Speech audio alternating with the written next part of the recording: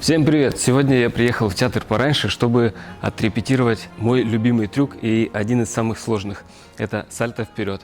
Я приехал в тренажерный зал, потому что у нас есть отличная возможность это отрепетировать на дорожке надувной и на батуте.